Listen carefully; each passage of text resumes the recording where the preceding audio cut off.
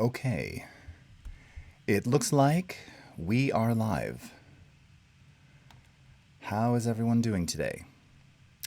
Thank you so much for joining me. Whether you're joining on Twitter, Periscope, Creative Cloud, Facebook, or YouTube, my name is Jason Levine, and good morning, good afternoon, good evening, wherever you are in the world. Hello, Rufus D on Twitter, Periscope. Great to see you, man. So today's brief live stream, we'll actually have two live streams today. Today, the morning live stream is going to be about something called Camera-Shake DeBlur in After Effects. This is a feature that's been available, well, it's been in there for a little over 2 years, I guess. And if you're familiar with shake reduction in Photoshop, which I know many of you have probably used or attempted to use, which basically can restore or recover, you know, that one image, the only image that you could get that was not quite perfect because it was handheld and there was a little bit of that camera shake, camera wobble. Well, same kind of concept applies here, but to video. And anyone who's been following sort of After Effects in Photoshop knows that a lot of the same technologies or similar technologies that we use in one sometimes make it to the other. Case in point, most recently, we just introduced Content-Aware Fill for video in After Effects as well. But today we're going to focus on, again, Camera-Shake DeBlur.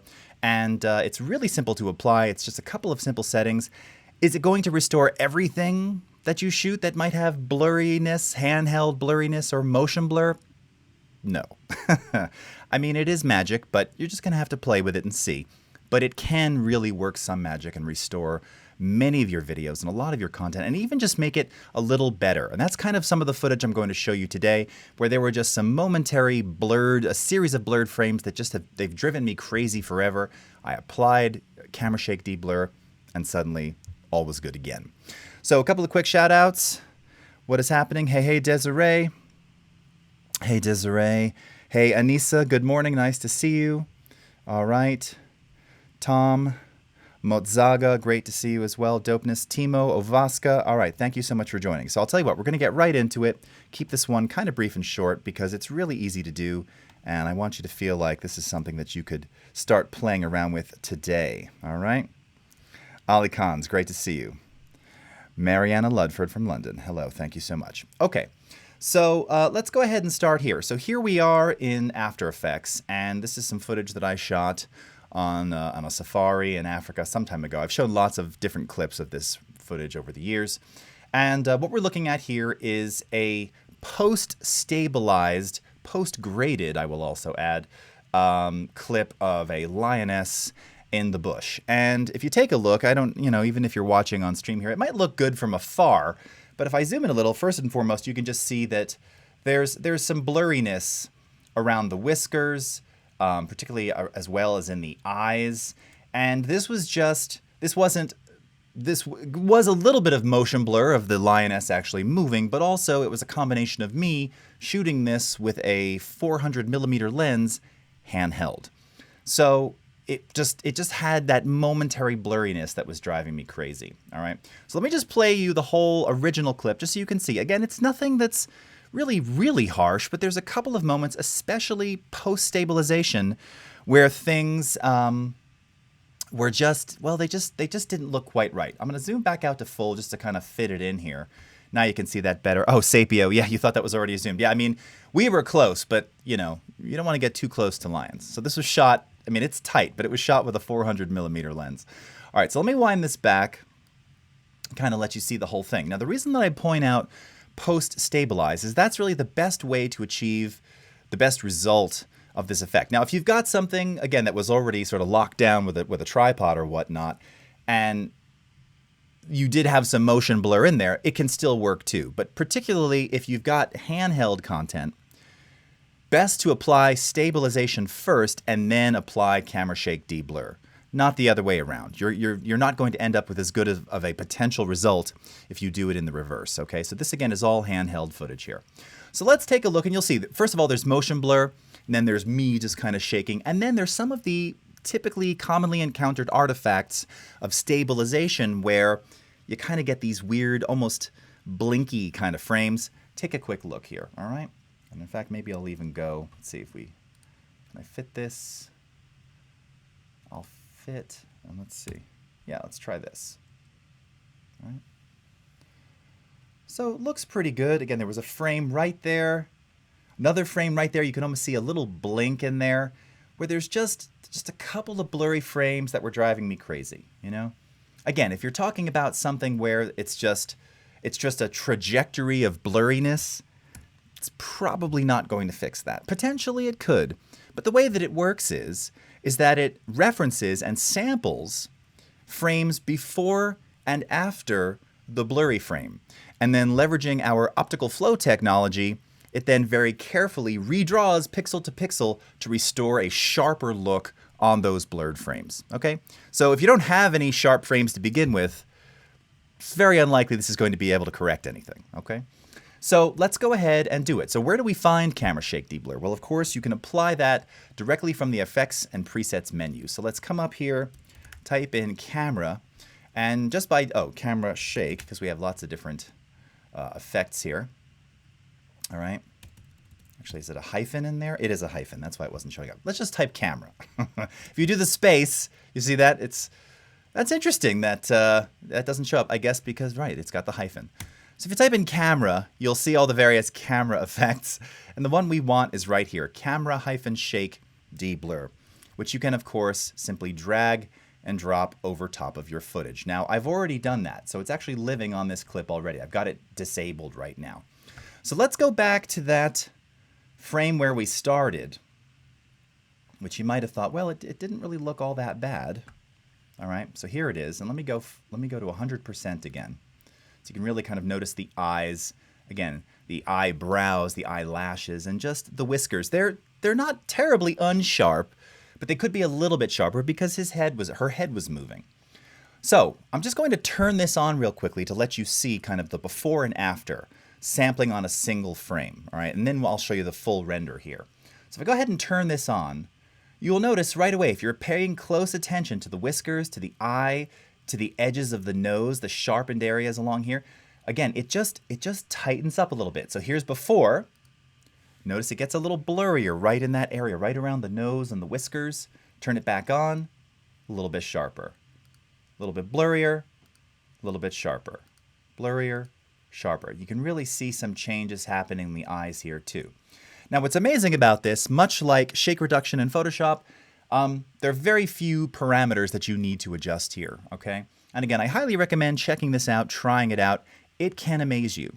There are many cases where something is particularly blurry, but if that frame that's 2 or 3 frames away is sharp, it'll be as sharp as a knife. I mean, it's crazy. Again, this is the magic of some of these effects. It's not a guarantee, but you should know about them. You should try and use them. It can restore things and just make you feel better about the content. So the first setting that you have up here is blur duration.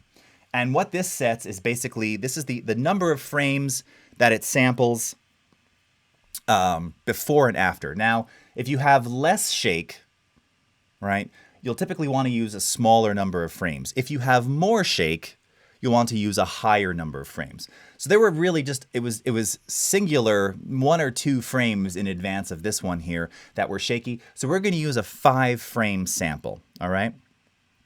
I see. Wish you could pay close attention. In Periscope, it's kind of hard to see. Yes, I understand. So, and you can go full screen on that too. Maybe it'll be a little bit better there. All right, so in this case, I'm going to choose 5 frames. Again, you'll get slightly different results changing those number of frames. Now you know what to do there.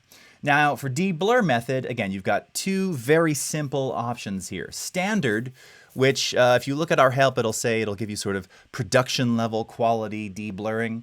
I will typically always go to high quality. This is going to give you a better end result if it works, but of course that's at the cost of a slightly longer render time. Okay, whatever, if it fixes it. And by the way, you can really test it out on a frame-by-frame basis before you render. So that's kind of, again, some of the magic of this, and maybe we'll skip ahead to another frame in a second. The strength here is how much repair you're actually, trying to achieve here. It goes from 100 to 200%. Now, if you take it up beyond 100, you can risk some artifacting in doing so. I generally leave it at around 100%. But again, we could even, we could go up to something like, well, let's try like 150 here.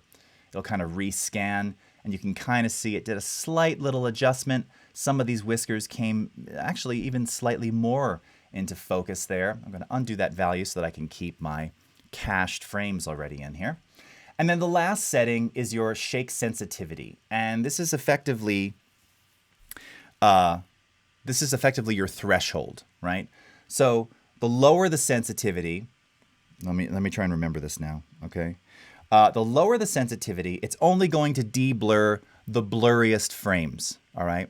Now that's fine. However, it may ignore some of the, or may not even identify frames that are just blurry as a result of motion blur. So if you have motion blurred frames, or a series of, because there's a lot of movement in front of the lens, you probably want to up the sensitivity a bit, all right?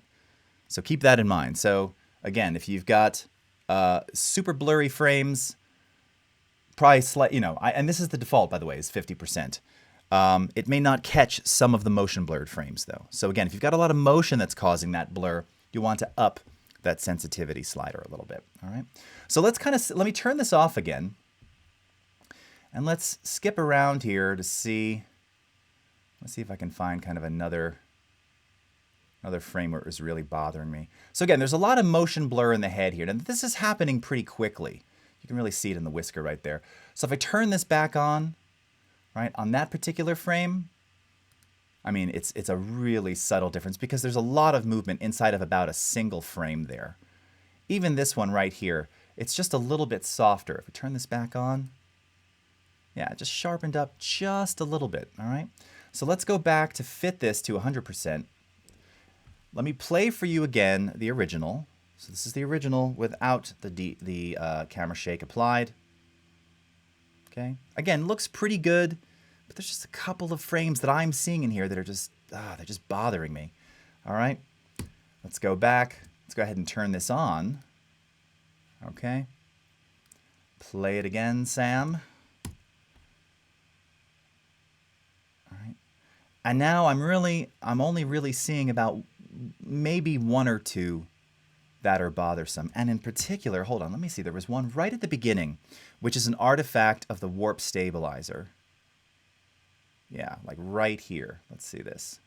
Okay, this is a great example. So again, now it's sampling before and after. So here's this particular blur that's happening right here is an artifact of the stabilization.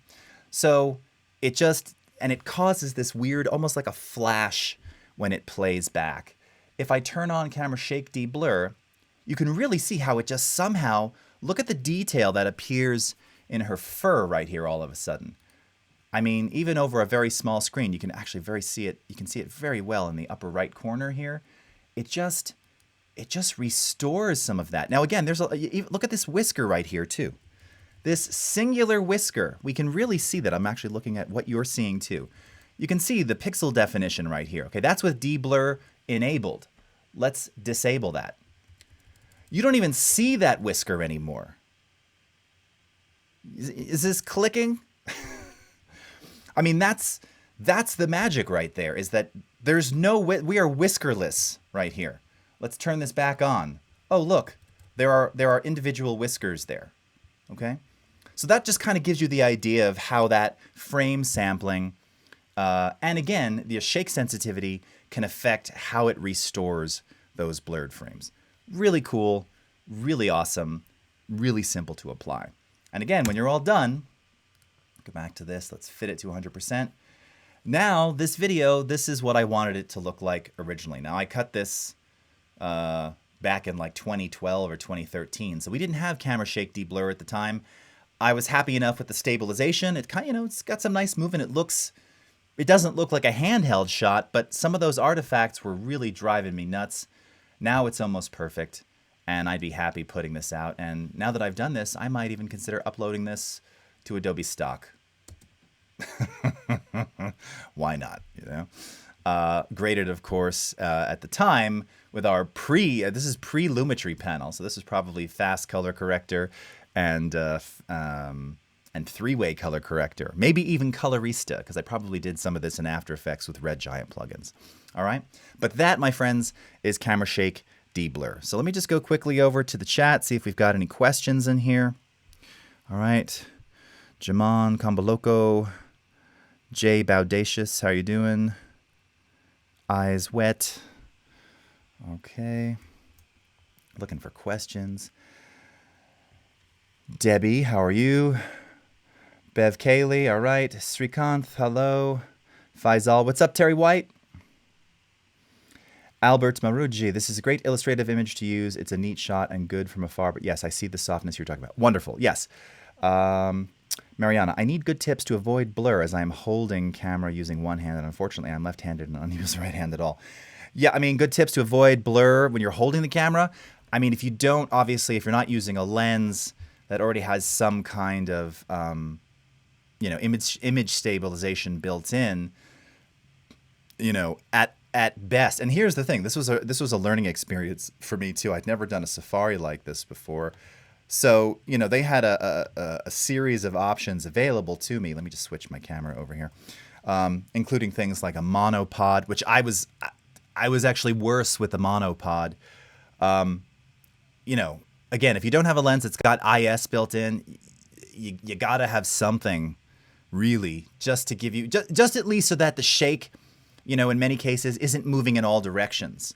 That's another sort of tip or best practice when applying something like warp stabilizer.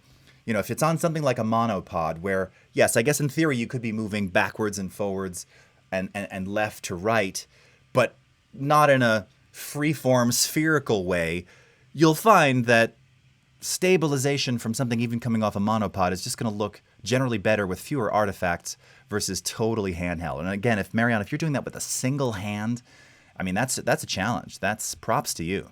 As it is with this 400 millimeter, and Terry, if you're still here, can attest to this. I don't even know how I did this. This thing was so heavy, but there was no means in the Jeep really to do what I was trying to do, and the animals were moving, so I just went for it, All right. What's up, Ty Harris? How are you? Andrew Kavanaugh, great to see you.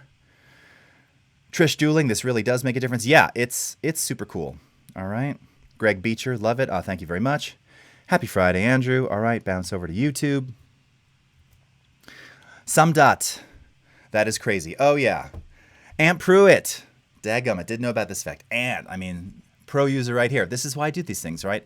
So cool. And if you missed it at the top, I was saying, look, it's not gonna save everything. It just won't, just like content aware and a lot of those things, sometimes it will, sometimes it won't. But when it does, it's amazeballs. That's all I can say. It really does, like, it just blows your mind. And again, I'm looking at this again just to show everyone who's watching one more time here. Let me go back to the screen here and just show you this on just a single frame. But this is kind of the magic of what it can do. Very similar to shake reduction. Let's go 100%. All right, grab this. So again, if we're looking, this is a different frame now, but this is again in some of that artifacted motion blur. And here you can see whiskers, but clearly there's just, they're not sharp. Let's turn this on. All right. And now you actually see additional little whiskers that you didn't even see moments ago. They're still there's movement, so there is natural motion blur, but you can see definition, pixel definition that just wasn't there, a few frames ago. Right? I wish I could find that frame we were on before, because that was really something. Was it this one? Yeah. Look at this. So there is a whisker right here. We don't see it. It just looks like a mess of pixels. Okay? Let's turn on Camera-Shake DeBlur. Oh, look. There's a full-length whisker right there. Okay? So it really can work some magic and restore that footage that you thought, there's just too many artifacts, or it's just not right what I want. It can kind of do it for you. Brian Taylor, what's up? Anmar from Syria, how are you? Molly, great to see you. Swapnil, hello. All right. Chunk. Crouching Tiger, Hidden Whiskers. Ooh, I wish I'd come up with that one. Great one. Chunk McDanger. I like that very much. Mozaga, this is like Rogaine. Yes, it it regrows whiskers with Camera-Shake DeBlur. I'll see if the After Effects team wants to use that for their marketing.